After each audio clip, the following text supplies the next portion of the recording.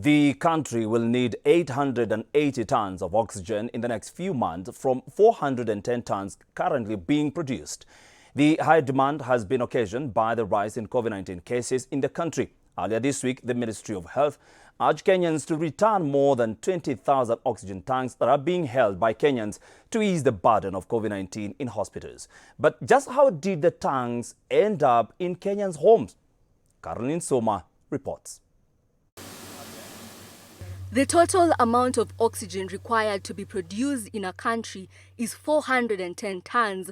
As at January 2020, the demand for this precious commodity did shoot up to 560 tons. Kenya is now heading to a demand of 880 tons of oxygen, double the amount the country used to produce. We have different types of oxygen plants. The oxygen plant that I was talking about first is the oxygen plant that is installed in the hospitals, to the bedsides, and all to the critical occasion that we need the oxygen.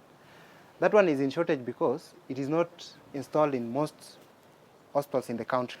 The other one that is in shortage is this oxygen that is being packed in cylinders.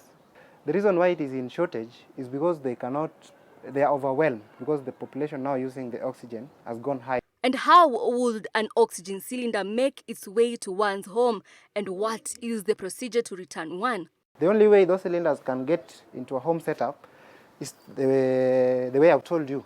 Yeah, somebody will always prefer, I need a cylinder at my home so that maybe I have a patient who we are tired of hospital bills. We just want to take a home-based care. In an event that the person who was using those cylinders die, okay? That for bad sake, those cylinders may not be returned.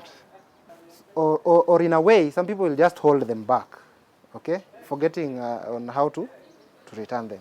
Or maybe having seen the cost for a week, maybe you've gone until 100,000 and above, and you're seeing this is too expensive for you, you stop.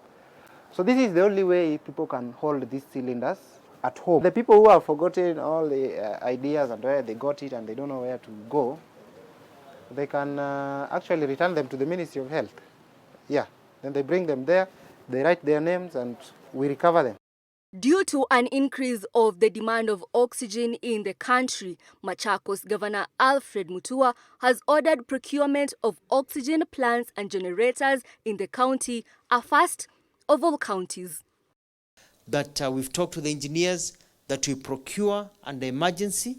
Because it's an emergency, we procure ASAP new machines. I think they need a new generator, and I think what is the other one? A compressor, and a compressor and a generator immediately. As the number of patients requiring this precious commodity keeps on increasing, the Ministry of Health is being urged to install oxygen plants in all hospitals and install oxygen pathways to necessary hospital beds.